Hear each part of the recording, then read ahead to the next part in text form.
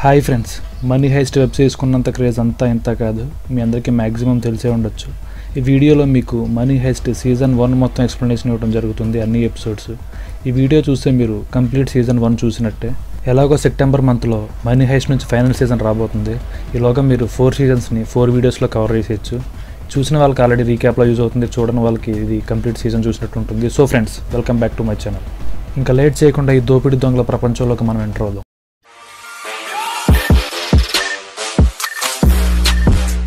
Web series స్టార్టింగ్లో మనకి first ఎపిసోడ్లో మనకు ఒక అమ్మాయిని చూపిస్తారు. ఆ అమ్మాయి ఇప్పటి వరకు 15 రాబరీస్ పైగానే చేసి ఉంటుంది. తను వాళ్ళ రాబరీస్ అన్ని వాళ్ళ హస్బెండ్తో కలిసి చేసి ఉంటుంది.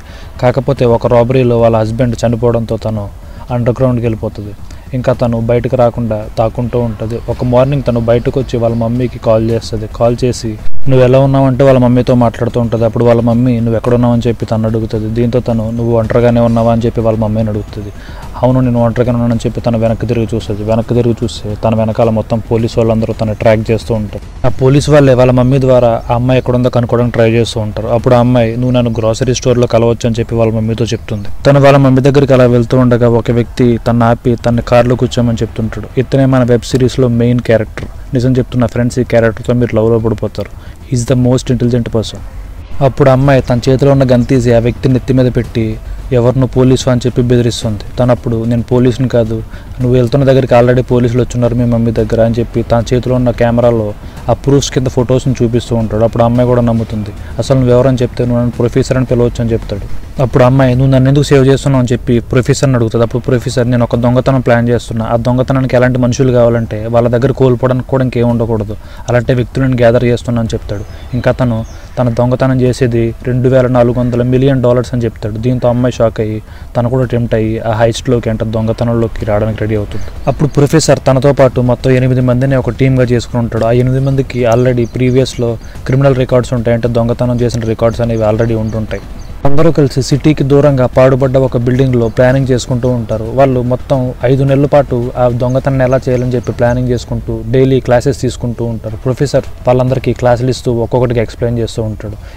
ఇంకా ప్రొఫెసర్ వాళ్ళందరితో చెప్తూ మీ పేర్లు ఎవరికి ఒకరికొకరికి తెలియదు, ఇంకా మీ ఒరిజినల్ పేర్లు కూడా ఎవరికి చెప్పాల్సిన పని లేదు, మనందరం ఒక్కొక్కరికి ఒక్కొక్క పేరు పెట్టుకుందాం అని చెప్పి 8 సిటీల పేర్లు ఒక్కొక్కరికి ఒక్కొక్క సిటీ పేరు పెట్టుకుంటూ ఉంటారు వాళ్ళు. టోక్యో, మన స్టార్టింగ్లో చూసిన అమ్మాయి పేరు టోక్యోగా పెడతారు. తర్వాత బెర్లిన్, తను చాలా దొంగతనాలు సక్సెస్ఫుల్గా చేసి ఉంటాడు. తర్వాత మాస్కో, ఇంకా డెన్వర్, రియో అంటే ఇద్దరు కజిన్స్ అండ్ హ్యాకర్స్ అయిన ఓస్లో అండ్ హెల్సింకి, ఇంకా నైరోబీ కూడా వాళ్ళ టీంలో జాయిన్ అవుతుంది.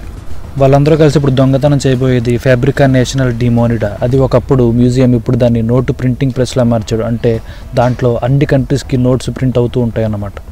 తర్వాత సీన్ మనకి 5 మంత్స్ తర్వాత చూపిస్తారు. వాళ్ళందరూ కలిసి ఇప్పుడు రాబరీ చేయడానికి ప్రిపేర్ అయ్యి వెళ్తూ ఉంటారు. ఇంకా వాళ్ళు రాబరీ చేయడానికి ఒక మాస్క్ లాంటి దాన్ని ప్రిపేర్ చేసుకుంటారు. ఆ మాస్క్ని కూడా మనకి అప్పుడు చూపిస్తారు. వాళ్ళ ప్లాన్ ఏంటంటే ఇప్పుడు వాళ్ళందరూ కలిసి ఆ మ్యూజియంలోకి ఎంటర్ అవ్వాలి. దీనికోసం వాళ్ళు ఒక ఖతర్నాక్ ప్లాన్ వేస్తారు. ఆ మ్యూజియంకి వెళ్ళడానికి 2 దారులు ఉంటాయి. అందులో ఒక దారిని మాస్కో టేక్ డైవేషన్ కింద దాన్ని బ్లాక్ చేస్తాడు. దీంతో ఆ 2వ దారిలోంచి పోలీసులు కొన్ని ఇంపార్టెంట్ వెపన్స్ని ఆ మ్యూజియంలోకి సెక్యూరిటీ పరంగా ఉండడానికి తీసుకెళ్తూ ఉంటారు. దీంతో వాళ్ళు వెళ్తున్న దారిని కూడా డెడ్ ఎండ్ చేసి బ్లాక్ చేస్తారు. అప్పుడు పోలీసులు కంట్రోల్ రూమ్కి కనెక్ట్ అవడానికి ట్రై చేస్తూ ఉంటారు. కాకపోతే అప్పటికే ఆ ఏరియాలో వీళ్ళు సిగ్నల్ జామర్స్ని పెట్టేసి ఉంటారు.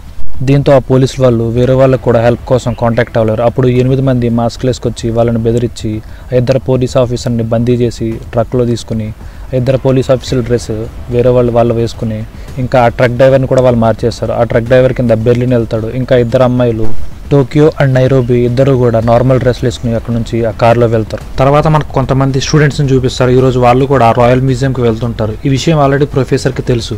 ఆ స్టూడెంట్స్లో ఒక అమ్మాయి ఉంటుంది, తన పేరు ఎలిసన్ పార్కర్. ఆ అమ్మాయి US యునైటెడ్ కింగ్డమ్ అంబాసిడర్ కూతురు. స్టూడెంట్స్ ఆ మ్యూజియంకి చేరుకున్న విషయాన్ని టోక్యో ఇంకా నైరోబీ ఇద్దరు కూడా వాళ్ళ టీం మెంబర్స్ మొత్తానికి ఇన్ఫార్మ్ చేస్తారు. వాళ్ళు కంట్రోల్లోకి తీసుకున్న ట్రక్కులో ఆ మిగిలిన టీం మెంబర్స్ చేస్తారు. ఇంకా పోలీస్ డ్రెస్ చేసుకున్న 2 వ్యక్తులు ముందు ఆ డ్రైవింగ్ చేసుకుంటూ ఆ పోలీసులను కళ్ళు కప్పి ఏదోలాగా ఆ మ్యూజియం చెక్ పోస్ట్ దాటి లోపలికి చేరుకుంటారు.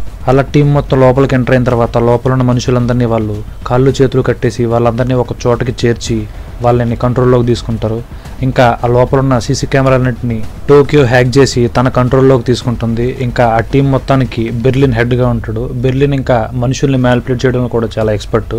తను అందరినీ మ్యానిపులేట్ చేస్తూ ఉంటాడు. తర్వాత మాస్కో ఇంకా రియో ఆ మ్యూజియంలో ఉన్న మెయిన్ లాకర్ను ఓపెన్ చేసి ఆ మ్యూజియంలో ఉన్న $2 మిలియన్ ఒక బ్యాగ్లో సర్దుకుంటారు. కాకపోతే ఇవి దొంగతనం చేయడం కోసం కాదు ఫ్రెండ్స్, ఇది ఒక ఎర మాత్రమే. అదేంటో మీకు ముందు తెలుస్తుంది. వాళ్ళ డబ్బు మొత్తం బ్యాగ్లో సర్దిన తర్వాత హాస్టేజెస్ దగ్గర ఉన్న ఫోన్స్ అన్నింటినీ సీజ్ చేసిన తర్వాత వాళ్ళు ఆ హాస్టేజెస్ని వెనక్కెళ్ళమని చెప్పి వీళ్ళందరూ ఆ డబ్బు తీసుకుని మెయిన్ గేట్ దగ్గరకు వచ్చి వాళ్ళే మెయిన్ అలారంని ప్రెస్ చేస్తారు. దీంతో పోలీసులు అలర్ట్ అవుతారు. ఇక్కడ యాక్చువల్గా ప్రొఫెసర్ మాస్టర్ ప్లాన్ ఏంటంటే వీళ్ళ డబ్బు తీసుకెళ్లి బయటకు వెళ్తున్నట్టు ఇంకా వీళ్ళు వెళ్తూ పోలీసు వాళ్ళ మీద గన్ ఫైరింగ్ స్టార్ట్ చేయాలి, వాళ్ళకి ఎటువంటి గాయాలు తగలకుండా. ఇంకా వాళ్ళు రిటర్న్ ఫైర్ స్టార్ట్ చేస్తున్నప్పుడు వాళ్ళ డబ్బు వదిలేసి వాళ్ళకి దారి లేక లోపలికి వచ్చేసినట్టు వీళ్ళకి వాళ్ళని నమ్మించాలి. తర్వాత అసలైన ప్లాన్ వాళ్ళ లోపలికి వచ్చిన తర్వాత స్టార్ట్ అవుతుంది. ఇంకా పోలీస్ వాళ్ళకు కూడా వీళ్ళు రాబరీ చేస్తూ ఫెయిల్ అయ్యి వేరే ఛాన్స్ లేక లోపలికి వెళ్ళిపోయి దాక్కున్నారని చెప్పి అనుకోవాలని చెప్పి ప్రొఫెసర్ యొక్క మాస్టర్ ప్లాన్. వీళ్ళు కూడా అదేవిధంగా ప్రొఫెసర్ చెప్పినట్టు యాజ్ ఇట్ ఈజ్ చేస్తూ ఉంటారు. వీళ్ళు ముందుగా అనుకున్నట్టుగానే డబ్బు తీసుకు బయటకు వెళ్తున్నప్పుడు పోలీస్ వాళ్ళు ఆపోజిట్లో ఫైరింగ్ స్టార్ట్ చేస్తారు. దీంతో వాళ్ళ డబ్బు వదిలేసి వెనక్కిలా వస్తున్నప్పుడు అనుకోకుండా పోలీస్ వాళ్ళ బుల్లెట్ ఒకటి రియోకి హెడ్ పక్క నుంచి వెళ్తుంది. దీంతో రియో కళ్ళు తిరిగి కింద పడిపోతాడు. యాక్చువల్గా అక్కడ ఏంటంటే రియోను ఇంకా టోక్యో లవ్లో ఉంటారు. ఆ హైస్ట్లో వాళ్ళిద్దరు లవ్ చేసుకుంటూ ఉంటారు. అలా రియో కింద పడిపోవడంతో టోక్యో అగ్రెసివ్గా ఫీల్ అయిపోయి కోపంతో పోలీస్ వాళ్ళ మీద ఫైరింగ్ స్టార్ట్ చేసి వాళ్ళందరినీ గాయపరుస్తుంది. దీంతో వాళ్ళు ఏదో విధంగా లోపలికి వచ్చి డోర్ లాక్ చేసుకుంటారు. ఇక్కడతో ఈ ఎపిసోడ్ అవుతుంది, ఫస్ట్ ఎపిసోడ్. సెకండ్ ఎపిసోడ్లో టీం మెంబర్స్ అందరూ టోక్యో మీద కోపంగా ఉంటారు. ఎందుకంటే తను గన్ ఫైరింగ్ చేసి పోలీసు వాళ్ళని గాయపరిచింది. ఎందుకంటే వాళ్ళ ప్లాన్లో అది లేదు. ఇంకా ప్రొఫెసర్ కూడా టోక్యోని సంజాయిస్తూ ఉంటాడు. వాళ్ళు మళ్ళీ అలా లోపలికి వెళ్ళిపోవడంతో పోలీస్ వాళ్ళు మొత్తం ఆ మ్యూజియం బయట క్యాంప్స్ వేసుకుని వీళ్ళని మానిటర్ చేస్తూ ఉంటారు. యాక్చువల్గా వీళ్ళకి కావాల్సింది కూడా అదే. బయట క్యాంప్స్ నుంచి పోలీస్ వాళ్ళు ఆ రాబర్స్కి కాంటాక్ట్ అవడానికి ఆ మ్యూజియంకి కాల్ చేయడానికి ట్రై చేస్తూ ఉంటారు. దీంతో అక్కడ ఆ కాల్స్ని బెర్లిన్ లిఫ్ట్ చేసి ఆ కాల్స్ని మళ్ళీ ప్రొఫెసర్కి ట్రాన్స్ఫర్ చేస్తారు. ఆ ప్రొఫెసర్కి ట్రాన్స్ఫర్ చేసిన తర్వాత ప్రొఫెసర్ వాయిస్ చేంజర్ని యూజ్ చేసి తన వాయిస్ తెలియకుండా ఇంకా వాళ్ళ ఆ కాల్స్ని ట్రాక్ కూడా చేయలేరు. ఎందుకంటే దానికి రేడియో సిగ్నల్స్ ఎటువంటివి లేకుండా ప్రొఫెసర్ జాగ్రత్త పడుతూ ఉంటాడు. దాంతో వాళ్ళ లొకేషన్ క్యాచ్ చేయలేడు, తను ఎక్కడున్నాడో కూడా ట్రాక్ చేయలేడు, తన వాయిస్ కూడా ట్రాక్ చేయలేడు. ఈ విషయాలన్నీ బయట నుంచి ప్రొఫెసర్ మాట్లాడుతూ వాళ్ళకు ఒక హెలికాప్టర్ కావాలని చెప్పి పోలీసు వాళ్ళని మాట్లాడుతూ ఉంటాడు. యాక్చువల్గా చెప్పాలంటే వాళ్ళకి ఎటువంటి హెలికాప్టర్ అవసరం లేదు, అది కూడా ఒక ప్లాన్లో భాగమే. అలా ప్రొఫెసర్ కాల్ కట్ చేసిన తర్వాత అక్కడ పోలీసు వాళ్ళు అనుకుంటూ ఉంటారు, ఈ మాట్లాడే వ్యక్తి చాలా కూల్గా కామ్గా మాట్లాడుతున్నాడు, తిన చాలా డేంజరస్ అయి ఉండొచ్చు, వీళ్ళ ప్లాన్ ఇంకేదో ఉంటుందని చెప్పి వాళ్ళు ఆలోచిస్తూ ఉంటారు. తర్వాత బెర్లిన్ అక్కడున్న హాస్టేజెస్ అందరికీ కళ్ళకున్న మాస్కులు తీయమని చెప్పి సేమ్ వాళ్ళ లాంటి డ్రెస్ని వాళ్ళకు కూడా ఇచ్చి వాళ్ళని వేసుకోమని చెప్తాడు. ఇంకా రియో కూడా అక్కడున్న అంబాసిడర్ కూతురికి కూడా సేమ్ మాస్క్ని ఇంకా తన లాంటి డ్రెస్ని ఇచ్చి వేసుకోమని చెప్తాడు. ఎందుకంటే ఆ అంబాసిడర్ కూతురు కోసం కమాండోస్ ఖచ్చితంగా ఏదోలాగా అటాక్ చేయడానికి వచ్చి వాళ్ళని రెస్క్యూ చేయడానికి వస్తారు. కాకపోతే ఒకవేళ కమాండో సెంటర్ అయితే వాళ్ళని చూసి వాళ్ళందరినీ కాల్చి చంపేసే ఛాన్స్ ఉందని చెప్పి వాళ్ళందరికీ అదే సేమ్ డ్రెస్ కోడ్ లాంటి దాన్ని వేస్తారు. ఇంకా రియో కూడా ఆ అంబాసిడర్ కూతురు కూడా సేమ్ డ్రెస్ కోడ్నిచ్చి ఇంకా ఆ మాస్క్నిచ్చి తను కూడా వేసుకోమని చెప్తాడు. ఇదంతా ప్రొఫెసర్ ముందుగానే ప్రీప్లాన్గా ఆలోచించి వాళ్ళందరికీ ఇలా ప్రిపేర్ చేయమని చెప్తాడు. ఎందుకంటే బయట ఉన్న పోలీసు వాళ్ళకి అసలు వీళ్ళు రాబర్స్ ఎంతమంది ఉన్నారో వాళ్ళకి తెలియదు. యాక్చువల్గా వీళ్ళు ఉన్నది 8 మెంబర్స్ అయినా కూడా బయట ఉన్న పోలీసులకి వీళ్ళు ఎంతమంది ఉన్నారో లోపల ఎంతమందికి వచ్చారో తెలియదు. దీంతో వాళ్ళు అందరికీ మాస్క్ వేయడం వల్ల ఇందులో హాస్టేజెస్ ఎవరు రాబర్స్ ఎవరో వాళ్ళకి తెలియకుండా కన్ఫ్యూజన్లో ఉంటారని చెప్పి ప్రొఫెసర్ ఇలా ప్లాన్ చేస్తాడు. ఒకవేళ కమాండోస్ వస్తే పైన మెయిన్ డోర్ నుంచి రావాలి, వెనక బ్యాక్ డోర్ నుంచి రావాలి, లేకపోతే పైన రూఫ్ నుంచి రావాలని చెప్పి ముందుగానే ఎక్స్పెక్ట్ చేస్తాడు. ఎక్స్పెక్ట్ చేసి వాళ్ళకి ఇచ్చిన ఆ 5 months ట్రైనింగ్లో కూడా వాళ్ళకి ఏం చేయాలో కూడా వాళ్ళకి క్లియర్గా డీటెయిల్గా చెప్తాడు. ప్రొఫెసర్ ఎక్స్పెక్ట్ చేసినట్టుగానే ఆ కమాండోస్ ఆ లోడ్ రూమ్ నుంచి రావడానికి ట్రై చేస్తూ ఉంటారు. దీంతో అక్కడున్న రాబర్స్ ఆ లోడ్ రూమ్ దగ్గర గన్లన్నీ రెడీగా పెట్టుకుని వాళ్ళని అటాక్ చేయడానికి రెడీగా ఉంటారు. ఇంకా ఆ పోలీసులు ఆ లోడ్ రూమ్ నుంచి చిన్న హోల్ చేసి ఆ కెమెరాను పెట్టి లోపల ఉన్న రోబరర్స్ ఏం చేస్తారని చెప్పి చూస్తూ ఉంటారు. మరొక పక్క రియో అంబాసిడర్ కూతురుతోటి పోలీసులకి కాల్ చేయించి ఇక్కడున్న లోపల హాస్టేజెస్ అందరూ సేమ్ రోబరర్స్ లాగా డ్రెస్ కోడ్ చేసుకున్నారు. ఒకవేళ కమాండోస్ కనుక లోపలికి వస్తే వాళ్ళు కూడా రోబరర్స్ అనుకుని చెప్పి ఇన్నోసెంట్స్ని కూడా చంపేస్తారని చెప్పి పోలీసులకి ఇన్ఫార్మ్ చేస్తారు. దీంతో ఇన్నోసెన్స్ చచ్చిపోకూడదనే ఉద్దేశంతో పోలీసులు ఆ కమాండోస్ని వెనక్కి రమ్మని చెప్పి కమాండోస్ తిరిగి వెళ్ళిపోవడంతో ఆ లోపల ఉన్న రోబరర్స్ టీం మొత్తం హ్యాపీగా ఫీల్ అవుతుంది. ఇంకా ప్రొఫెసర్ కూడా ఇక్కడ నుంచి అసలైన ప్లానింగ్ స్టార్ట్ అవుతుంది ఫ్రెండ్స్. వాళ్ళ ప్లాన్ ఏంటంటే వాళ్ళు ఇప్పుడు ఇక్కడ నుంచి ఎగ్జిక్యూట్ చేస్తుంటారు. నైరోబి ఒక లిస్ట్ ప్రిపేర్ చేసి ఆ హాస్టేజెస్ అందరినీ ప్రింటింగ్ ప్రెస్ దగ్గరికి తీసుకొచ్చి వాళ్ళందరూ కలిసి ఆ నోట్స్ ప్రింట్ చేసేలాగా ప్రిపేర్ చేస్తుంది. ఎందుకంటే వాళ్ళు ఇప్పటి నుంచి వాళ్ళ ఓన్ నోట్స్ వాళ్ళే ప్రింట్ చేసుకోవాలన్నమాట. ప్రతి ఒక్క నిమిషానికి €500,000 ప్రింట్ చేస్తారు. అలాగా వాళ్ళు అక్కడున్న హాస్టేజెస్తో పని చేయించుకుని 2,400 మిలియన్ యూరోస్ని ప్రింట్ చేస్తారు. ఆ డబ్బు మొత్తం చూసి వాళ్ళు చాలా హ్యాపీగా ఫీల్ అవుతారు. మరొక పక్క ఈ కేసుని డీల్ చేస్తున్న పోలీస్ ఆఫీసర్ ఆ కేసుని ఇంటెలిజెన్స్ వాళ్ళకి అప్పచెప్పి తను తప్పుకుంటుంది. ఎందుకంటే తనకి పైనుంచి ప్రెజర్ బాగా ఎక్కువ రావడంతో తను ఆ కేసుని ఇంటెలిజెన్స్ వాళ్ళకి ఇచ్చేస్తుంది. తర్వాత తను ఆ ప్రెజర్ నుంచి కొంచెం రిలీఫ్ అవ్వడానికి పక్కన ఉన్న కాఫీ షాప్కి వచ్చి కూర్చుంటుంది. తర్వాత వాళ్ళ మమ్మీకి కాల్ చేయడానికి ట్రై చేస్తుంటే తన ఫోన్ స్విచ్ ఆఫ్ అయి ఉంటుంది. దీంతో పక్కన ఒక మనిషి తన ఫోన్ ఇచ్చి ఈ ఫోన్ నుంచి కాల్ చేసుకోండి అని చెప్తాడు. దీంతో తన ఫోన్ తీసుకుని వాళ్ళ మమ్మీతో మాట్లాడుతుంది. ఆ ఫోన్ ఇచ్చిన మనిషి ఎవరో కాదు, ఈ మొత్తం హైస్ట్కి మాస్టర్ మైండ్ అయిన మన ప్రొఫెసరే. వాళ్ళ మొత్తం హెడ్ ఎక్కి కారణమైన ఆ మాస్టర్ హెడ్ తన పక్కనే ఉంటాడు. దీంతో ఇక్కడతో ఎపిసోడ్ ఎండ్ అవుతుంది. ఎపిసోడ్ 3లో హాస్టేజెస్ అందరూ ప్రింటింగ్ వర్క్లో తన వర్క్లు చేసుకుంటూ ఉంటారు. వాళ్ళు నిమిషానికి €500,000 ప్రింట్ చేస్తూ ఉంటారు. మరొక పక్క వీళ్ళ రాబర్స్ టీమ్ మెంబర్స్లో కొన్ని గొడవలు రావడం స్టార్ట్ అవుతాయి. ఎలా అంటే టోక్యో ఇంకా రియోకి మధ్యలో ఎఫైర్ ఉంటుంది. వాళ్ళ ఎఫైర్ వల్లే వాళ్ళకి చాలా ప్రాబ్లమ్స్ వస్తుంటాయి. ఎలా ఉంటుందో మనకు ముందు తెలుస్తూ ఉంటుంది. వాళ్ళ దగ్గరున్న హాస్టేజెస్లో ఒక హాస్టేజ్ పేరు మోనికా. బెర్లిన్ ఆ మోనికాని తీసుకుని బయటికి వెళ్ళి తన చేతిలో ఒక లెటర్ని పెడతాడు. ఆ లెటర్లో ఏమని ఉంటుందంటే, మా దగ్గర మొత్తం టోటల్ మేము 67 హాస్టేజెస్ ఉన్నాం. ఒకవేళ మీరు మా వాళ్ళు ఎవరైనా హాని చేసామంటే మేము లోపల ఉన్న హాస్టేజెస్ అందరినీ చంపేస్తామని చెప్పి వార్నింగ్ లెటర్ ఉంటుంది. ఇంకొక పక్క షూటర్స్ బెర్లిన్ యొక్క హెడ్ క్లియర్ షాట్ ఉందని చెప్పి షూటింగ్ పర్మిషన్ అడుగుతారు. కాకపోతే పైన ఉన్న వాళ్ళు ఇప్పుడు నువ్వు షూట్ చేసావంటే ప్రాబ్లం అని చెప్పి వాళ్ళని షూట్ చేద్దని చెప్తాడు. తర్వాత బెర్లిన్ లోపల ఉన్న హాస్టేజ్లో కొంతమందిని సెలెక్ట్ చేసి వాళ్ళతోటి స్వరంగాన్ని తోపిస్తూ ఉంటాడు. ఎందుకంటే అది కూడా ఒక ఎరే. ఇక్కడ హాస్టేజెస్ తోటి ఒక స్వరంగాన్ని తోపిస్తూ ఉంటారు, వీళ్ళు మాత్రం వేరొక స్వరంగాన్ని తవ్వుతూ ఉంటారు. ఎందుకంటే హాస్టేజెస్తో సోవిపించిన స్వరంగంతో ఒకవేళ పోలీసు లోపలికి ఎంటర్ అయినా కూడా వీళ్ళు ఇటు నుంచి వెళ్ళారని చెప్పి వాళ్ళని నమ్మిపించడానికి వాళ్ళతోటి ఆ స్వరంగాన్ని తోపిస్తూ ఉంటాడు. ఇంకో పక్క బెర్లిన్ ఆ లోపల ఉన్న హాస్టేజెస్ అందరితోటి ఒక పర్మిషన్ ఇచ్చి మీరు ఒక సెల్ఫీ వీడియో చేసుకోండి, అది మేము మీ ఫ్యామిలీకి పంపిస్తామని చెప్పి పర్మిషన్ ఇస్తాడు. దీంతో అందరూ ఎవరికి వాళ్ళు సెల్ఫీ వీడియో తీసుకుంటూ ఉంటారు.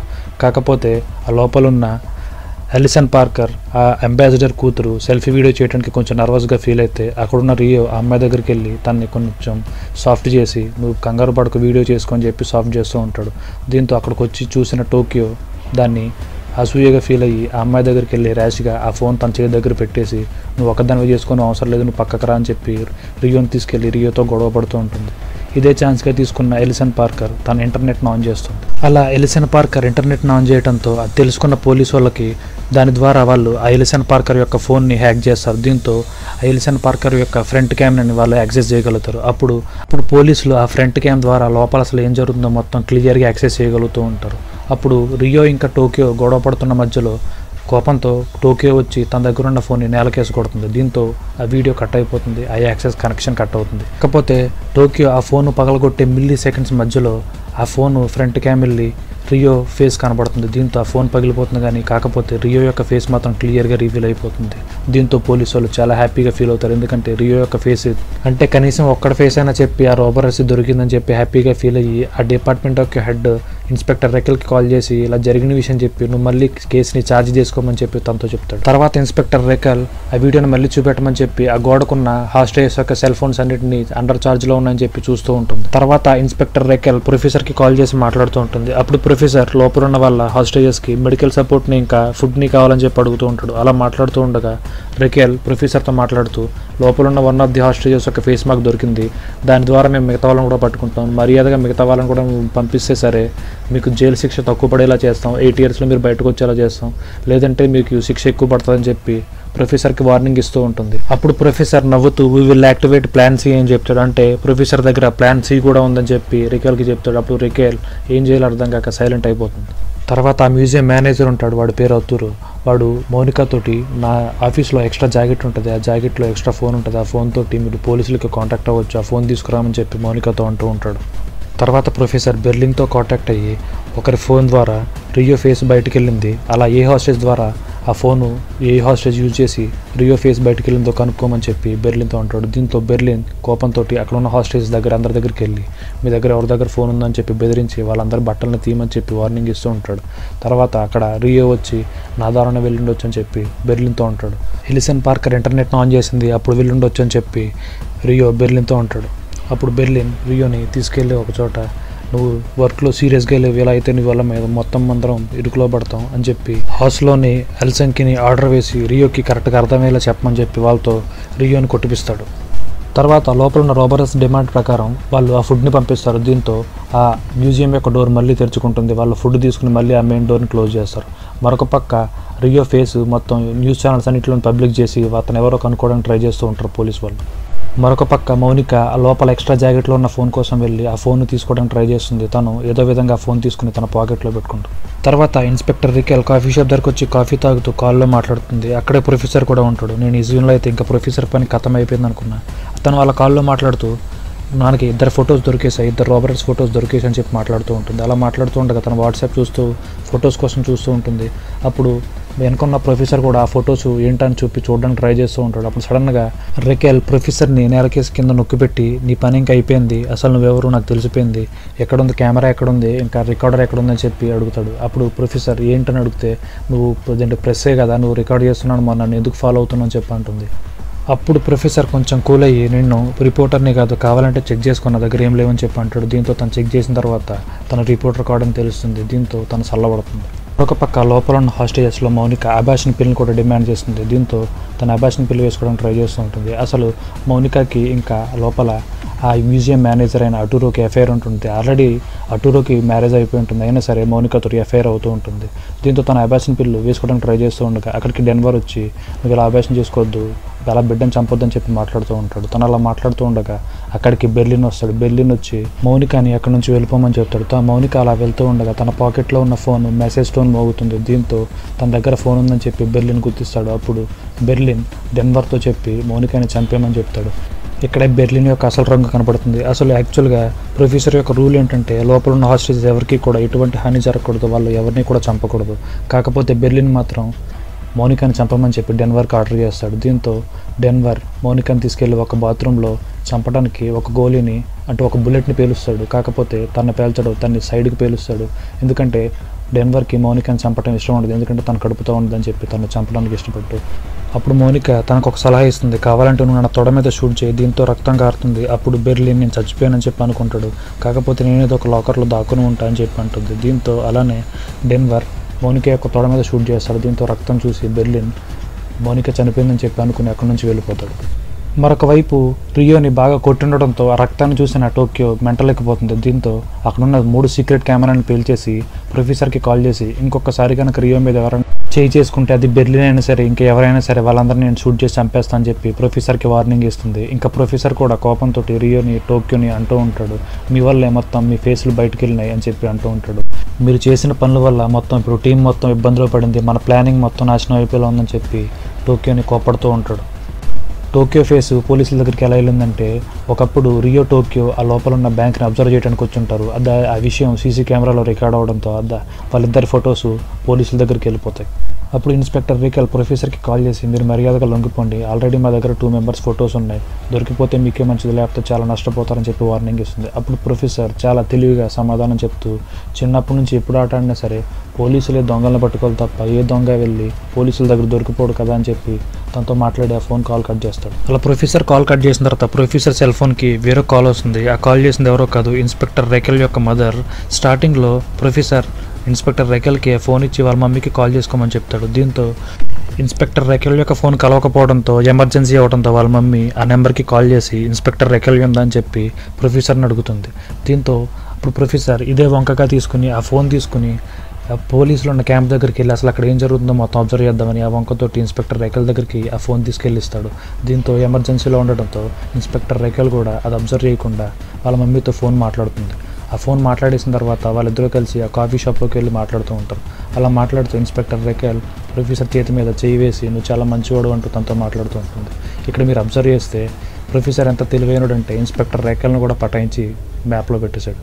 తర్వాత ప్రొఫెసర్ ఇంకా ఇన్స్పెక్టర్ రికెల్ డేట్కి కూడా వెళ్తారు, అది మనకి ముందు రాబోయే ఎపిసోడ్స్లో తెలుస్తుంది.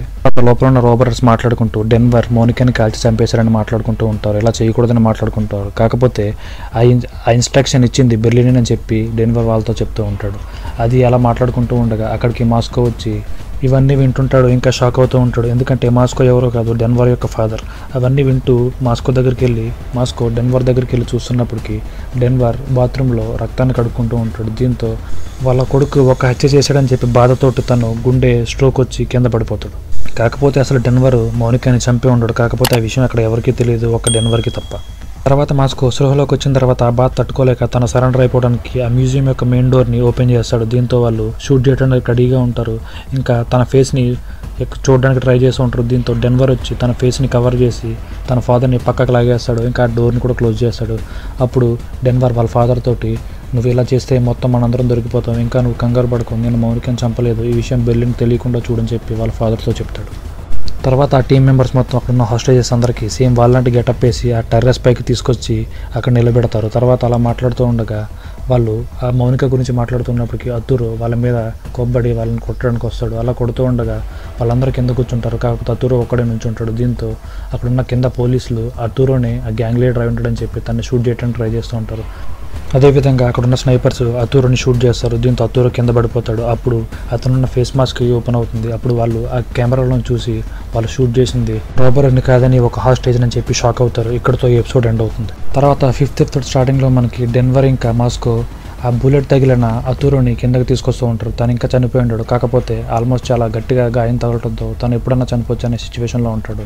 అక్కడ ప్రొఫెసర్ వాళ్ళకి ఆ ఇచ్చిన 5 months ట్రైనింగ్లో అనుకోని పరిస్థితుల్లో ఇన్ కేసు ఏమైనా జరిగితే వాళ్ళకి మెడికల్ని ఎలా యూజ్ చేయాలని చెప్పి వాళ్ళకి మెడికల్ ట్రైనింగ్ కూడా వాళ్ళ ఉన్న టీమ్ మెంబర్స్కి అక్కడ ఇచ్చి ఉంటాడు. వాళ్ళు దాంతో అత్తూరుకి ఏదో ట్రై చేస్తూ ఉంటారు. మరొక పక్క బయట రెకెల్ మీద ప్రెజర్ బాగా పెరిగిపోతుంది. ఎందుకంటే తను ఒక హాస్టేజ్ని షూట్ చేసింది అది. దీంతో ఆ పైన నుంచి ప్రెజర్ ఎక్కువ రావడంతో తను మీద బాగా నెగిటివిటీ ఎక్కువ స్ప్రెడ్ అయిపోతుంది ఉంటుంది. అప్పుడు ఇన్స్పెక్టర్ రికెల్ ప్రొఫెసర్కి కాల్ చేస్తుంది. అప్పుడు ప్రొఫెసర్ రివర్స్లో వాళ్ళనే అంటూ ఉంటాడు, మీరు హాస్టేజ్ని షూట్ చేశారని చెప్పి. అప్పుడు ఇన్స్పెక్టర్ రికెల్ తనకి మెడికల్ సపోర్ట్ కావాలి, నువ్వు అత్తూరుని బయటకు పంపించమని చెప్పి అంటుంది. కాకపోతే అప్పుడు ప్రొఫెసర్ అలా కుదరదు, కావాలంటే మీ టీంని మీ మెడికల్ టీంని లోపలికి పంపించండి, ఒక నర్స్ని 2 సర్జన్స్ని లోపలికి పంపించమని చెప్తాడు. ఈ ఎపిసోడ్ చాలా ఇంట్రెస్టింగ్గా ఉంటుంది ఫ్రెండ్స్. ఇక్కడే పోలీసులు 2 సూపర్ ప్లాన్లు వేస్తారు. ప్లాన్ నెంబర్ 1 ఏంటంటే ఆ లోపలికి వెళ్ళే 2 సర్జన్లతో పాటు ఒక నర్స్ కూడా వెళ్ళాలి కదా, ఆ నర్స్ ప్లేస్లో ఒక పోలీస్ని పంపిద్దామని చెప్పి ప్లాన్ చేస్తూ ఉంటారు. ఆ ప్లేస్లో మన రెకెల్ ఫ్రెండ్ ఇంకా అసిస్టెంట్ అయిన ఏంజల్ వెళ్ళడానికి రెడీ అవుతుంటాడు. ఇంకా ప్లాన్ నెంబర్ 2 ఏంటంటే పోలీసులు సేమ్ ఆ హాస్టేజెస్ అంటే సేమ్ ఆ రోబరర్స్ లాగా మాస్కులు వేసుకుని చిన్న సింక్ ఉంటుంది, ఆ సింక్ దాంట్లో ఉంచి లోపలికి వెళ్ళి రోబరర్స్ మీద అటాక్ చేసి ఆ లోపల ఉన్న హాస్టేజెస్ని కాపాడాలని ప్లాన్ చేస్తూ ఉంటారు. వాళ్ళు 2 ప్లాన్లను ఒకేసారి సైరమెంటైల్స్గా యూజ్ చేయాలని చెప్పి అనుకుంటారు. ఇదే విధంగా ఆ నర్స్ ప్లేస్లో మన ఏంజల్ లోపలికి వెళ్తూ ఉంటాడు. కాకపోతే ఇదంతా మనలో బయట ఉన్న మాస్టర్ మైండ్ అయిన ప్రొఫెసర్ మొత్తం సీసీ కెమెరాలో చూస్తూ ఉంటాడు. ఆల్రెడీ ప్రొఫెసర్కి తెలుసు లోపలికి వెళ్ళింది ఒక పోలీస్ ఆఫీసర్ అని. ఇదే విషయాన్ని బెర్లిన్తో కాంటాక్ట్ అయ్యి బెర్లిన్కి ఇన్ఫర్మేషన్ చెప్తాడు, లోపలికి నర్స్ ప్లేస్లో వచ్చింది ఒక పోలీస్ ఆఫీసర్ అని. కాకపోతే ఇక్కడ రికెల్ ఒక మంచి ప్లాన్ వేస్తుంది. ఏంజల్ యొక్క కళ్ళకున్న లోపల మైక్రోఫోన్ అమర్చి ఆ లోపల మొత్తం క్లియర్గా చూడడానికి ట్రై చేస్తూ ఉంటుంది. ప్రొఫెసర్కి ఆల్రెడీ ఎలాంటి సిచ్యువేషన్ వస్తే ఎలా హ్యాండిల్ చేయాలో తెలుసు. ఇదే విషయాన్ని ఆల్రెడీ బెర్లిన్ కూడా చెప్పుంటాడు. దీంతో బెర్లిన్ కూడా ప్రిపేర్డ్గా ఉంటాడు. అప్పుడు బెర్లిన్ వాళ్ళ దగ్గరున్న సామాన్యాన్ని అంటే యాక్సెసరీస్ లాంటి అంటే కళ్ళజోడు, వాచ్లు అలాంటివన్నీ తీసి ఒక ట్రేలో పెట్టమంటాడు. దీంతో వాళ్ళందరూ ఆ ట్రేలో పెడతారు. అప్పుడు ఏంజల్ తీసుకొచ్చిన మైక్రోఫోన్ లాంటి అద్దాలను కూడా ఆ ట్రేలో పెడతారు. ప్రొఫెసర్ ఎక్స్ట్రాడినరీ ట్రిక్ ప్లే చేస్తాడు. ఆ అద్దాలు తీసుకుంటారు కదా, ఆ అద్దాల్లోంచి మైక్రోఫోన్ వాళ్ళు తెచ్చిన మైక్రోఫోన్ తీసేసి వీళ్ళ మైక్రోఫోన్ని అద్దాల్లో పెడతారు. దీంతో ఇక్కడ నుంచి ఆ ఏంజల్ కళ్ళద్దానికి వీళ్ళ మైక్రోఫోన్ ఉండడం వల్ల ఇప్పుడు నుంచి ఏంజల్ దగ్గర నుంచి వీళ్ళు చేసే యాక్టివిటీస్ అన్ని ప్రొఫెసర్కి యాక్సెస్ అవుతూ ఉంటాయి. వాళ్ళకి ప్రొఫెసర్ క్లియర్గా అర్థమవుతూ తెలుస్తూ ఇంకా ప్రొఫెసర్ ఫుల్ కాన్ఫిడెన్స్తో ఉంటాడు. ఎందుకంటే వాళ్ళ మైక్రోఫోన్ ఇప్పుడు ఏంజల్ కళ్ళద్దాలకు ఉంది. ఇంకా పోలీసులు కూడా లోపలికి ఎంటర్ అవ్వలేరని చెప్పి ఫుల్ కాన్ఫిడెన్స్తో ఉంటాడు. ఇక్కడతో ఎపిసోడ్ ఎండ్ అవుతుంది. తర్వాత నెక్స్ట్ ఎపిసోడ్ స్టార్టింగ్లో లోపల ఉన్న సర్జన్స్ అతురోకి సర్జరీ చేస్తూ ఉంటారు. ఇంకా తన లోపల ఉన్న బుల్లెట్స్ని తీయడానికి ట్రై చేస్తూ ఉంటారు. అప్పుడు లోపల ఉన్న ఏంజల్ ఒక టైమర్ని అక్కడ పెడతాడు. ఆ టైమర్లో 15 minutes సెట్ చేసి ఉంటుంది. ఆ 15 minutes ఎందుకని అక్కడ లోపల ఉన్న బెర్లిన్ అడిగితే అది సర్జరీ అనస్థీషియా కోసం పెట్టింది, దానికోసం అని చెప్తాడు. కాబట్టి యాక్చువల్గా ఆ 15 minutes టైమర్ దేనికంటే ఆ లోపల ఉన్న పోలీసులు ఆ టన్నెల్ ద్వారా లోపలికి రావడానికి 15 minutes టైం పడుతుందనే ఉద్దేశంతో తను అక్కడ ఆ టైమర్ని పెడతాడు. కానీ ఇక్కడే ప్రొఫెసర్ ఖతర్నాక్ ప్లాన్ వేస్తాడు. ఒకవేళ వీళ్ళతో పాటు అలా పోలీసులు కనుక వస్తే కనుక వాళ్ళ నుంచి ఎలా గుర్తుపట్టాలో తెలియడానికి వీళ్ళు వాళ్ళ దగ్గర ఉన్న మాస్కులన్నింటినీ తీసేసి వేరే రకమైన మాస్కులందరికీ అక్కడున్న హాస్టేజెస్కి ఇంకా వీళ్ళ టీం మెంబర్స్ అందరూ పెట్టుకుంటారు. దీంతో ఒకవేళ బయట నుంచి ఎవరైనా పోలీసు వాళ్ళు కనుక వస్తే ఆ మాస్కులు డిఫరెన్స్ ఉండడం వల్ల పోలీసు వాళ్ళెవరో వాళ్ళెవరో గుర్తుపట్టడానికి వీలుగా ఉంటుందని చెప్పి ఖతర్నాక్ ప్లాన్ వేస్తాడు. దీంతో అక్కడున్న ఏంజల్కి షాక్ అయిపోయి టెన్షన్ తోటి అలా బయటికి వెళ్ళిన తర్వాత వెంటనే పరిగెట్టుకుంటూ ఏంజల్ దగ్గరికి వెళ్ళి మిషన్ ఇప్పుడే ఆపండి, అక్కడ మాస్కులు చేంజ్ చేశారు, ఒకవేళ పోలీసులు లోపలికి వెళ్తే వాళ్ళకి తెలిసిపోతుందని చెప్తుంది. దీంతో ఆ లోపల ఉన్న ఏంజల్ వాళ్ళందరికీ కాల్ చేసి మిషన్ అబౌట్ చేయండి అని చెప్పడం ట్రై చేస్తుంది. కాకపోతే పోలీసులు లోపల ఉండటంతో వాళ్ళ సిగ్నల్స్ అందవు. దీంతో వాళ్ళు అలాగే లోపలికి వెళ్తూ ఉంటారు. కాకపోతే రికల్ కంటిన్యూస్గా మిషన్ అబౌట్ అంటుందో ఆ పోలీసులకు వినపడి దీంతో ఆ పోలీసులు వెనక్కి వచ్చేస్తారు. సో ఆ రోబరీస్ ప్లాన్ సక్సెస్ఫుల్గా కంప్లీట్ అవుతుంది. మరొక పక్క నైరోబీకి కూడా తెలిసిపోతుంది అక్కడ మౌనిక చనిపోలేదని చెప్పి. అప్పుడు నైరోబీ కూడా డెన్వర్కి ఇంకా మాస్కోకి హెల్ప్ చేస్తూ నైరోబీ కాల్లో ఉన్న బుల్లెట్ తీయడానికి ట్రై చేస్తూ ఉంటుంది. మౌనిక ఇంకా డెన్వర్ ఇద్దరు కూడా ఒకరినొకరు ఇష్టపడి లవ్లో ఉంటారు. మరొక పక్క బయట పోలీసులు మాట్లాడుకుంటూ ఉండగా అక్కడ ఏంజల్ కళ్ళలో ఉన్న మైక్రోఫోన్ ద్వారా లోపల ఉన్న ప్రొఫెసర్ మొత్తం క్లియర్గా వాళ్ళు ఏం మాట్లాడుకుంటున్నారో వింటూ ఉంటాడు. అప్పుడు మాట్లాడుకుంటూ అసలు వీళ్ళకి మన యాక్టివిటీస్ అని ఎలా తెలుస్తున్నాయని చెప్పి అనుకుంటూ ఉంటారు. ప్రొఫెసర్ వాళ్ళకి ట్రైనింగ్ ఇస్తున్న టైంలో ఒకప్పుడు టోక్యోతో అంటూ ఉంటాడు, ఈ రోబరీ ప్లాన్ నాది కాదు అని చెప్తాడు. కాకపోతే ఈ రోబరీ ప్లాన్ ఎవరిదనేది మనకు తర్వాత తెలుస్తుంది. మరొక పక్క బెర్లిన్కి ఒక రకమైన హెల్త్ ప్రాబ్లం ఉంటుంది. ఆ హెల్త్ ప్రాబ్లం ఏంటో కూడా మనకు తర్వాత ఫ్యూచర్లో తెలుస్తుంది. తర్వాత లోపల ఉన్న వాళ్ళందరూ ప్రింటింగ్ ప్రెస్లో మొత్తం ఇప్పటివరకు $175 million ప్రింట్ చేస్తారు. దీంతో వాళ్ళు హ్యాపీగా ఫీల్ అవుతారు. తర్వాత వాళ్ళందరూ కలిసి ఆ లోపల ఒక టీవీ ఉంటుంది, ఆ టీవీ చూడడానికి ట్రై చేస్తారు. కాకపోతే ప్రొఫెసర్ దానికి పర్మిషన్ ఇవ్వడు. అయినా సరే వాళ్ళు వినకుండా టీవీ చూస్తారు. అప్పుడు ఆ లోపల బయట ఉన్న జనం మొత్తం ఆ లోపల ఉన్న రోబరీస్ని పొగుడుతూ ఉంటారు. ఎందుకంటే ఇప్పటివరకు జరిగిన రోబరీస్లో ఇది one of the best robbery, అంటే biggest robbery in the world అని చెప్పి పొగుడుతూ ఉంటారు. దీంతో వాళ్ళు హ్యాపీగా ఫీల్ అవుతూ ఉంటారు. మరొక పక్క రియో యొక్క ఫేస్ మొత్తం ఎక్స్పోజ్ అయిపోవడంతో వాళ్ళ పేరెంట్స్ టీవీలో బాధపడుతూ ఉంటారు. అది చూసి రియో కూడా కొంచెం బాధపడుతూ ఉంటాడు. ప్రొఫెసర్ యాక్చువల్గా ఎందుకే టీవీ పెట్టొద్దని చెప్పాడు. ఆ టీం మెంబర్స్లో ఎవరైనా ఒక్కరైనా ఒకవేళ ఎమోషనల్ అయితే దానివల్ల మొత్తం టీం మొత్తం నాశనం అయిపోతుంది, ఇంకా వాళ్ళ ప్లాన్ మొత్తం ప్రాబ్లం అయిపోతుందని చెప్పి ప్రొఫెసర్ వాళ్ళని టీవీ పెట్టదని చెప్పాడు. రికల్ టీం మెంబర్ అయిన ఏంజల్కి ఆల్రెడీ మ్యారేజ్ అయిపోయి ఉంటుంది. అయినా కూడా తను రికల్ని 6 సంవత్సరాలుగా లవ్ చేస్తూ ఉంటాడు. ఇంకా రికల్కి డైవర్స్ అయ్యి 6 years అవుతుంది. అప్పుడు ఇంకా తను మాట్లాడుతూ ఉండగా రికల్ వాళ్ళ మమ్మీ, నీకు ఎవరు ఆ రోజు ఫోన్ తీసుకొచ్చి ఇచ్చారు, ఆ వ్యక్తి ఎవరు, ఆ వ్యక్తితో నువ్వు డేటింగ్ చేయి, తను మంచిగా ఉండడని చెప్పి రికల్ తోటి సలహా ఇస్తుంది. మరొక పక్క టోక్యో బెర్లిన్ ఎత్తి మీద గన్ను పెట్టి నీ వల్లనే మౌనిక చనిపోయిందని చెప్పి ప్రొఫెసర్కి నువ్వు ఇన్ఫామ్ చేయలేదని చెప్పి ఇన్ఫామ్ చేయమని చెప్తుంది. కాకపోతే యాక్చువల్గా మౌనిక చనిపోయి ఉండదు, అది ఓన్లీ 3 members మాత్రమే తెలుసు. దీంతో బెర్లిన్ ప్రొఫెసర్కి కాల్ చేసి ఇలా మౌనికని చంపేశానని చెప్తాడు. దీంతో ప్రొఫెసర్ చాలా బాధపడతాడు, ఎందుకంటే వాళ్ళ ప్లాన్లో ఎవరికి హాని జరగకూడదని చెప్పి. అప్పుడు బెర్లిన్ ప్రొఫెసర్స్తో కావాలంటే నేను చేసిన దానికి నాకు శిక్ష చేయమని చెప్తాడు. ఇక్కడతో ఈ ఎపిసోడ్ ఎండ్ అవుతుంది. ఎపిసోడ్ 7 స్టార్టింగ్లో రికల్కి ఎర్లీ మార్నింగ్ ఒక కాల్ వస్తుంది. ఆ కాల్లో వాళ్ళకి మ్యూజియం బయట ఒక కార్కి దొరికిందని తెలుస్తుంది. ఆ కార్కి ఎవరిదో కాదు, రియో అండ్ టోక్యో స్టార్టింగ్లో ఆ మ్యూజియం దగ్గరికి వాళ్ళు వేసుకొచ్చిన కార్ అని చెప్పి వాళ్ళు CCTVలో చూసి తెలుస్తుంది. తర్వాత ఆ కారు గురించి వాళ్ళు ఎంక్వైరీ చేయడానికి ట్రై చేస్తుంటారు. అప్పుడు ఆ కారు 1988, 1999 టైంలోదని కారు ఓనర్ ఎవరైనా ఎంక్వైరీ చేయడానికి ట్రై చేస్తూ ఉంటారు. కానీ ఈ విషయాలన్నీ ప్రొఫెసర్ మైక్రోఫోన్ ద్వారా వింటూ ఉంటాడు. ఇంకా చాలా టెన్షన్ పడిపోతూ ఉంటాడు, ఎందుకంటే ఆ కార్ ఇన్ఫర్మేషన్ తెలిస్తే మొత్తం వాళ్ళందరి ఫింగర్ ప్రింట్స్ ఆ కార్ మీద ఉంటాయని చెప్పి చాలా టెన్షన్ పడుతూ ఉంటాడు.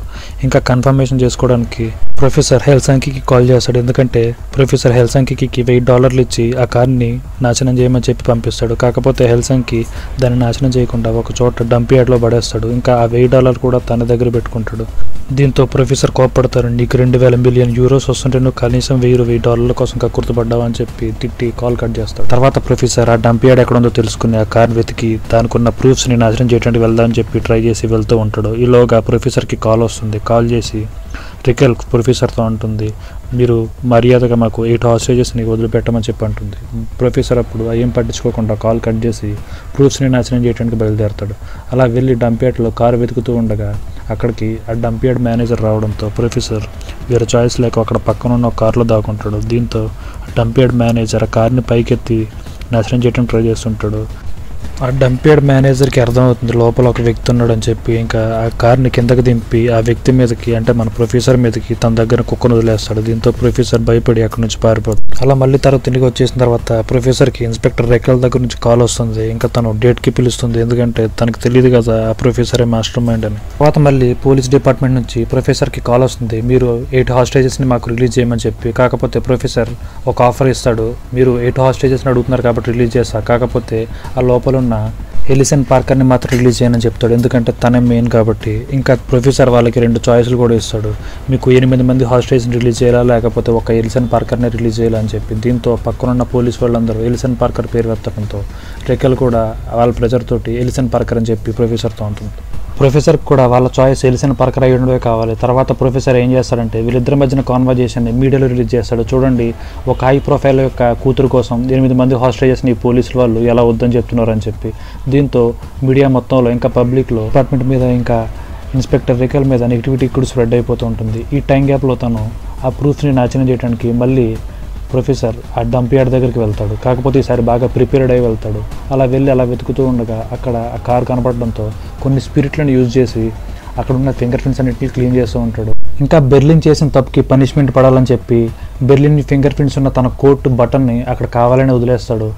ఇలా చేస్తూ ఉండగా అక్కడికి ఇన్స్పెక్టర్ రికాల్ వాళ్ళ టీం తోటి కార్ని వెతుక్కుంటూ వస్తుంది. అప్పుడు మనోడు ఒక బిచ్చగాడిలా గెటప్ వేసుకుని బట్టలు చింపేసుకుని మొహం నిండా మసి పూసుకుని ఆ రోడ్డు మీద దొరికి కిక్కని దాని కుక్కను పక్కన పెట్టుకుని ఒక కుంటువాళ్ళ కుంటుకుంటూ మెల్లగా పక్క నుంచి వెళ్ళిపోతాడు. ఆ ప్రొఫెసర్ పక్క నుంచి మెల్లగా వెళ్తుండగా అక్కడ ఉన్న ఇన్స్పెక్టర్ ఆపి నువ్వు ఇక్కడ ఒకసారి ఆగని చెప్పి ఆపుతాడు. దీంతో ప్రొఫెసర్ టెన్షన్ పడి అలా ఆగుతాడు. ఆగిన తర్వాత ఏంది నువ్వు ఇక్కడ ఏం చేస్తున్నావు అని అడిగితే ప్రొఫెసర్ ఒక పిచ్చివాళ్ళ యాక్ట్ చేస్తాడు. దీంతో వీడొక పిచ్చోడు అని చెప్పి అనుకుంటాడు. ఇంకా తన నుంచి ఎస్కేప్ అవడానికి ప్రొఫెసర్ కావాలని తన ప్యాంట్లో టాయిలెట్ పోసుకుంటాడు. దీంతో ఆ ఇన్స్పెక్టర్ ఎవడో పిచ్చోడు అని చెప్పి ఇక్కడ నుంచి వెళ్ళిపో అని చెప్తాడు. దీంతో ఇన్స్పెక్టర్ అక్కడి నుంచి మెల్లగా వెళ్ళిపోతాడు. తర్వాత ఇన్స్పెక్టర్ రెకల్కి ఆ ప్రొఫెసర్ వదిలేసిన బటన్ దొరుకుతుంది. ఇంకా ఇన్స్పెక్టర్ రెకల్కి అనిపిస్తుంది ఇక్కడికి వచ్చిన వాడు ఎవడో ఖచ్చితంగా పిచ్చివాడు అయి ఉండడని చెప్పి తనకు అనుమానం వచ్చి వాడిని వెతకడానికి మళ్ళీ తిరిగి వెనక్కి వెళ్తుంది. కాకపోతే అప్పటికే ప్రొఫెసర్ వెళ్ళిపోయి ఉంటాడు. తర్వాత సీన్ మనకి వాళ్ళకి అప్పుడు ఇచ్చిన 5 months ట్రైనింగ్ దగ్గరికి వెళ్తుంది. అప్పుడు ఆ ట్రైనింగ్లో వాళ్ళు అడుగుతూ ఉంటారు మనం లోపలికైతే వెళ్తాం కానీ బయటకు వచ్చే దారి ఎలాగని చెప్పి ప్రొఫెసర్ అడుగుతాడు. అప్పుడు ప్రొఫెసర్ ఏం చెప్తాడంటే మీరు అక్కడున్న హాస్టేజెస్తో ఒక టనల్ తవ్వించండి, కాకపోతే మీరు బయటకు వచ్చే టనల్ అది కాదు, అక్కడ నుంచి సరిగ్గా XUV లైన్కి కరెక్ట్గా 48 meters ఒక టనల్ తవ్వండి. అక్కడ నుంచి ఆల్రెడీ కిందకి నేను 5 years బ్యాకే ఒక టనల్ని తవ్విపెట్టాను, మీరు ఏం చేయాలంటే పైనుంచి ఆ టనల్ తవ్వి కింద ఉన్న టనల్కి కనెక్ట్ చేస్తే చాలు మీరు బయటకు రావచ్చు అని చెప్పి వాళ్ళతో చెప్తాడు. ఆ ప్రొఫెసర్ తవ్విన టనల్ ఎక్కడికి కనెక్ట్ అవుతుందంటే ఇప్పుడు ప్రొఫెసర్ ఎక్కడి నుంచి అయితే మొత్తం ఈ ఆపరేషన్ మొత్తం యాక్సెస్ చేస్తున్నాడో అక్కడికి ఆ టనల్ ఓపెన్ అవుతుందంటే అక్కడికి వాళ్ళు బయటకు వస్తారని చెప్పి ప్రొఫెసర్ వాళ్ళతో చెప్తాడు. ఒకవైపు పోలీసు వాళ్ళకి బెర్లిన్ యొక్క బటన్ దొరుకుతుంది. ఆ బటన్ మీద ఉన్న ఫింగర్ ప్రింట్స్ ద్వారా బెర్లిన్ యొక్క హిస్టరీని మొత్తం లాక్కుంటారు. బెర్లిన్ ఇప్పటి వరకు 27 రాబరీస్ చేశాడని ఇంకా తను ప్రాస్టిట్యూషన్ చేశాడని డ్రగ్స్ అమ్ముతాడని చెప్పి పబ్లిక్ చేస్తూ ఉంటారు మీడియా ద్వారా.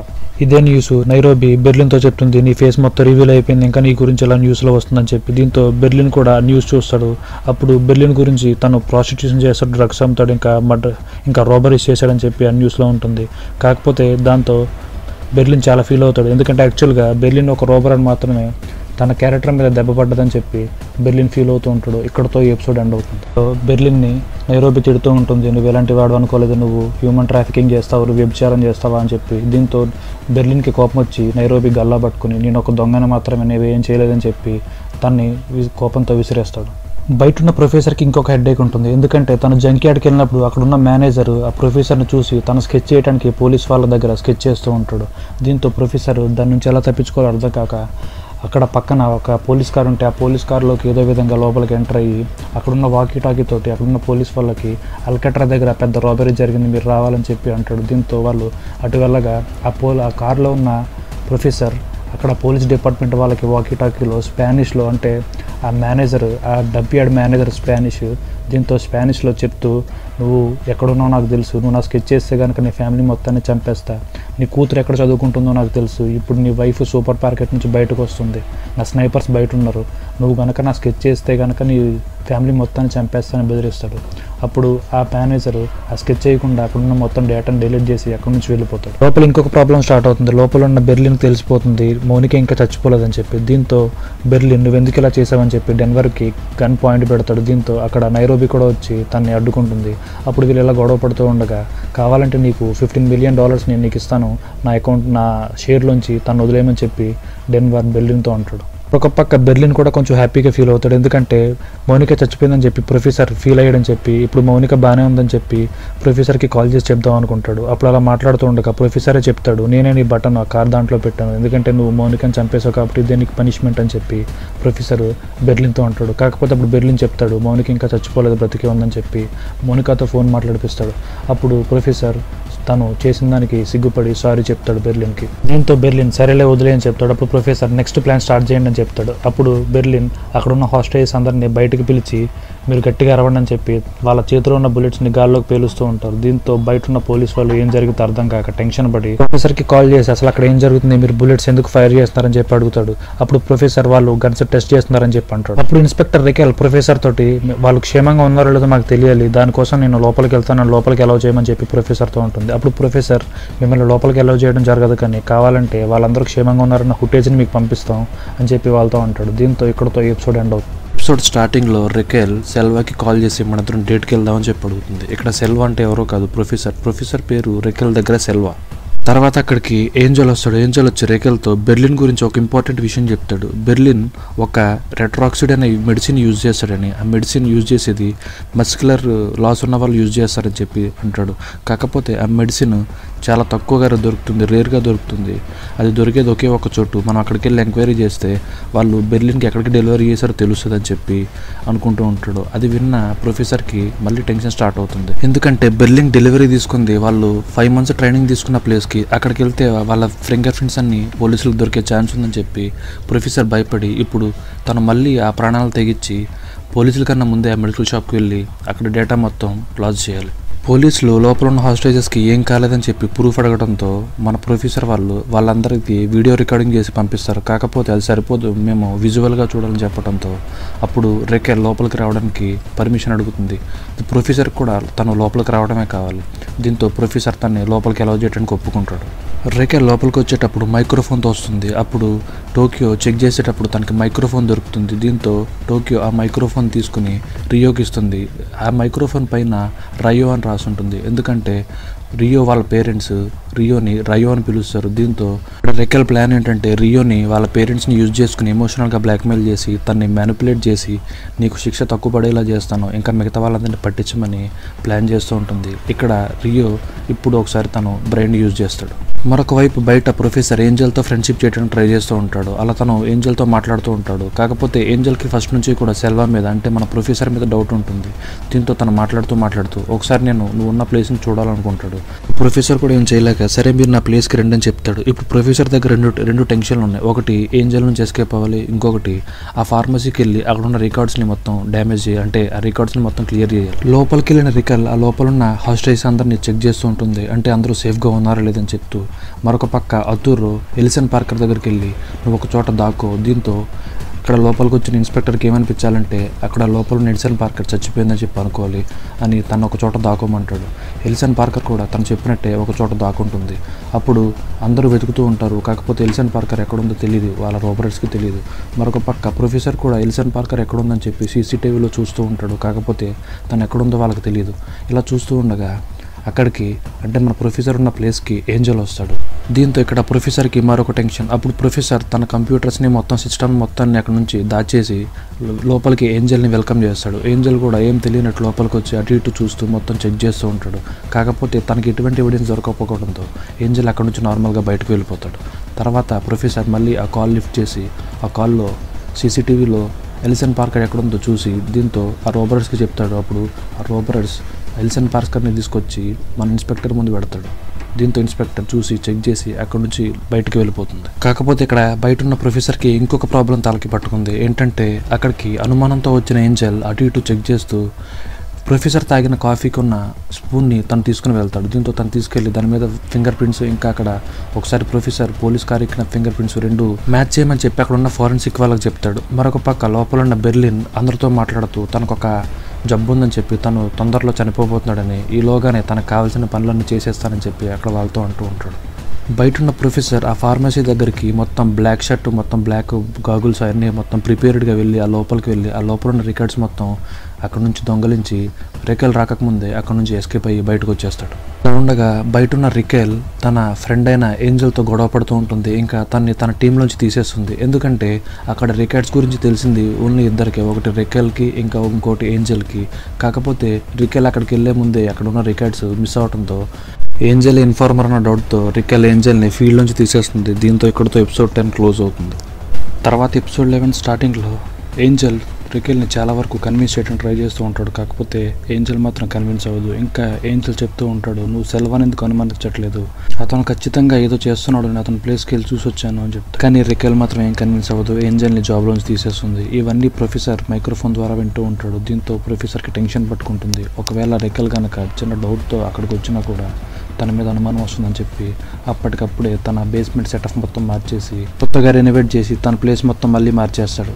తర్వాత రికెల్ ఇంకా సెల్వా ఇద్దరు కలిసి నైట్ 9 o'clock ఆ టైంకి డేటింగ్కి వెళ్తారు. కాకపోతే వాళ్ళు డేటింగ్కి వెళ్ళక ముందు అక్కడ పరిస్థితులు చాలా దారుణంగా మారిపోయి ఉంటాయి. అక్కడ కథ మొత్తం మారిపోయి ఉంటుంది. అలా రాయల్ మ్యూజియంలో ఉన్న మాస్కో ఇనుప ఇంకా స్టీల్ బేస్మెంట్ని 5 days కష్టపడి తవ్వి లాస్ట్కి దాన్ని హోల్డ్ చేస్తాడు. ఇంకా తర్వాత నుంచి తవ్వేదంతా మట్టే. దీంతో వాళ్ళు హ్యాపీగా ఫీల్ అవుతారు. దీంతో ఆనందంతో వాళ్ళు డ్యాన్సులు వేస్తూ ఉంటారు. ఇంకా వాళ్ళు కంటిన్యూస్గా 24 hours కంటిన్యూస్గా నోట్స్ని ప్రింట్ చేస్తూ ఉంటారు. దీంతో వాళ్ళు $400 million ప్రింట్ చేస్తారు. తర్వాత లోపల ఉన్న వాళ్ళకి ఒక ప్రాబ్లం రాబోతుంది. అది ఎవరి ద్వారా అంటే వీళ్ళిద్దరు వ్యక్తుల ద్వారా. ఒకటి అతూరో, ఇంకోటి ఈ వ్యక్తి ద్వారా.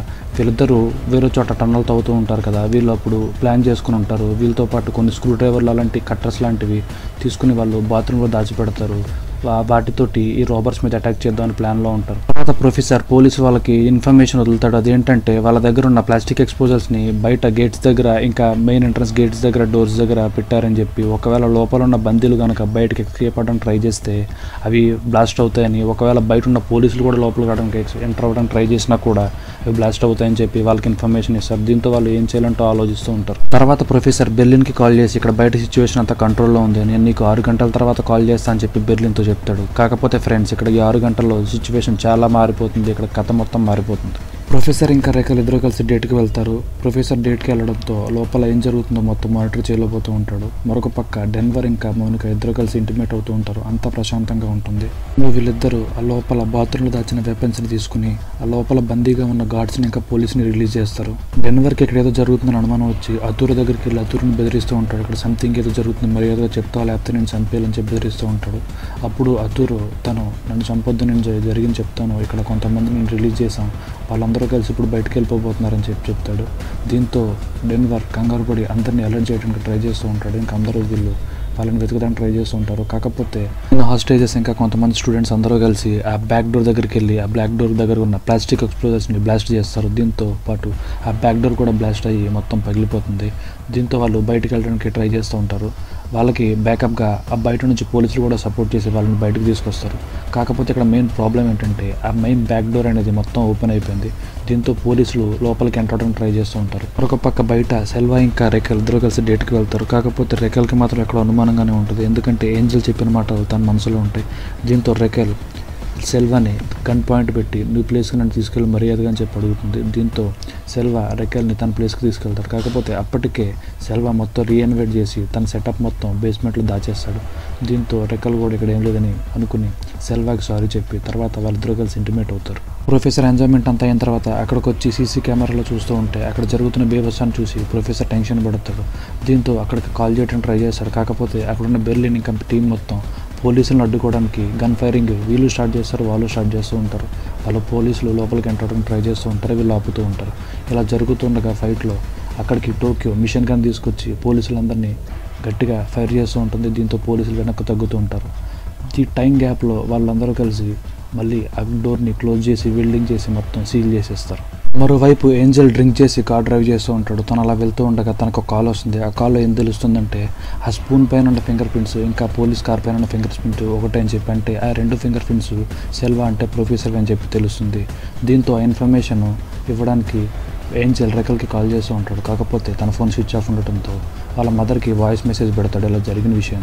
కానీ ఏంజల్ బాగా డ్రంక్ చేసి ఉండటంతో ఇంకా రేఖల్ తనను నమ్మట్లేదన్న బాధతో డ్రైవ్ చేసుకుంటూ వెళ్తూ ఒక చోట యాక్సిడెంట్ చేసి తనకి యాక్సిడెంట్ అయిపోతుంది. దీంతో ఇక్కడతో ఈ ఎపిసోడ్ ఎండ్ అవుతుంది. తర్వాత ఎపిసోడ్ నెంబర్ 13 ఈ సీజన్లో ఇదే ఫైనల్ ఎపిసోడ్ ఫ్రెండ్స్. ఇది చాలా ఇంట్రెస్టింగ్గా ఉంటుంది, మొత్తం ఫుల్ ఆఫ్ యాక్షన్తో నిండిపోయి ఉంటుంది. ఇదే సీజన్ 1లో ఫైనల్ ఎపిసోడ్.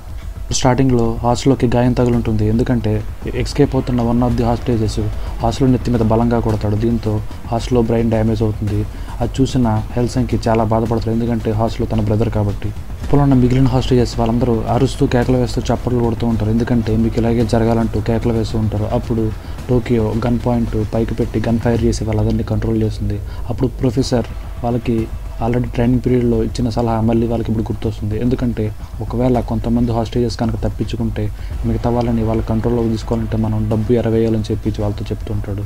అందులోనే భాగంగా లోపల ఉన్న రాబర్ట్స్ ఆ హాస్టేజెస్కి 2 చాయిస్లు ఇస్తారు. ఒకటి ఫ్రీడమ్ కావాలా, మనీ కావాలని చెప్పి. ఒకవేళ ఫ్రీడమ్ కావాలనుకుంటే మిమ్మల్ని ఇక్కడ నుంచి రిలీజ్ చేస్తాం, లేదా మనీ కావాలనుకుంటే మాతో పాటు హెల్ప్ చేస్తే మీకు వెళ్ళేటప్పుడు కొన్ని $1 మిలియన్ మీకు ఇచ్చేసి వెళ్ళిపోతాం, ఇంకా మీ పేర్లు కూడా మీ ఫ్యామిలీ పేర్లు కూడా బయటకు రాకుండా చూసుకుంటామని చెప్తారు. దీంతో కొంతమంది ఫ్రీడమ్ చూస్ చేసుకుంటారు, కొంతమంది మనీ చూస్ చేసుకుంటారు. ఫ్రీడమ్ చూస్ చేసుకున్న వాళ్ళని ఆ హాస్టేజెస్ని లోపల ఉన్న రాబర్ట్స్ వాళ్ళని బయటికి రిలీజ్ చేస్తారు. దీంతో ఆ బయటకు వెళ్ళిన హాస్టేజెస్ ఆ లోపల ఉన్న వాళ్ళ రాబర్ట్స్ మొత్తం ఇన్ఫర్మేషన్ చెప్తూ ఉంటారు. వాళ్ళు ఎలా ఉంటారు, ఇంకా వాళ్ళ దగ్గర ఎటువంటి ఆయుధాలు ఉన్నాయి, వాళ్ళు బయటికి ఎలా వెళ్తారనుకుంటున్నారు, టన్నల్ ద్వారా వెళ్ళాలనుకుంటున్నారని చెప్పి కంప్లీట్ ఇన్ఫర్మేషన్ మొత్తం పోలీసులకి ఆ రాబర్ట్స్ గురించి చెప్తారు. ఇప్పుడు ఏంజల్ యాక్సిడెంట్ అవ్వకముందు ప్రొఫెసర్ యొక్క ఫింగర్ ప్రింట్స్ గురించి వాళ్ళ రెకెల్ యొక్క మమ్మీకి వాయిస్ మెసేజ్ చేస్తాడు. దీంతో వాళ్ళ మమ్మీ ఆ వాయిస్ మెసేజ్ వింటుంది. కాకపోతే వాళ్ళ మమ్మీకి మతిమరుపు ఉండటంతో తను ఆ వాయిస్ మెసేజ్ని ఒక పేపర్ మీద రాసుకుని వాళ్ళ కూతురికి చెప్పడానికి కాల్ చేస్తుంది. కాకపోతే తన కాల్ రావడంతో రెకెల్ వాళ్ళ మమ్మీ ప్రొఫెసర్కి కాల్ చేసి ఇలా ఒక ఇన్ఫర్మేషన్ చెప్పాలి, మీరు తీసుకెళ్ళి మా అమ్మాయికి ఇన్ఫర్మేషన్ ఇస్తారా అని చెప్తుంది. దీంతో ఆ ఇన్ఫర్మేషన్ ప్రొఫెసర్కి చెప్తుంది. అప్పుడు ప్రొఫెసర్ వాళ్ళ మమ్మీని చంపేయాలనుకుని వాళ్ళ ఇంటికి వెళ్ళి వాళ్ళ మమ్మీ తాగే కాఫీలో విషయం కలపడం ట్రై చేస్తాడు. కాకపోతే అది చేయకుండా తన ఫోన్ తీసుకుని ఆ రికార్డింగ్స్ని డిలీట్ చేసేస్తాడు. ఇంకా అలా మాట్లాడుతూ ఉండగా అక్కడికి రెక్కలు వస్తుంది. రెక్కలు వచ్చి కొంతసేపు సెల్వాతో మాట్లాడిన తర్వాత, అంటే ప్రొఫెసర్తో మాట్లాడిన తర్వాత తనకు ఒక ఐడియా వస్తుంది. దీంతో తను పోలీసులకి కాల్ చేసి వాళ్ళు ఇంత పెద్ద హైస్ట్రీ చేస్తున్నారంటే, ఇంత పెద్ద దోపిడీ చేస్తున్నారంటే ఖచ్చితంగా ఎక్కడో చోట ట్రైనింగ్ తీసుకునే ఉంటారు, మీరు ఆ ట్రైనింగ్ ప్లేస్ని కనిపెట్టండి అని చెప్తుంది. అలా మాట్లాడిన కొంచెం సేపటికే వాళ్ళు ఆ ట్రైనింగ్ ప్లేస్ కనుక్కుంటారు. దీంతో రెకెల్ ప్రొఫెసర్ని నువ్వు కూడా నాతో వస్తావా, నీ కార్ డ్రైవింగ్ చేయడం వచ్చా అని చెప్పి అంటుంది. దీంతో ప్రొఫెసర్ని కూడా రెకెల్ తనతో పాటు తీసుకెళ్తుంది.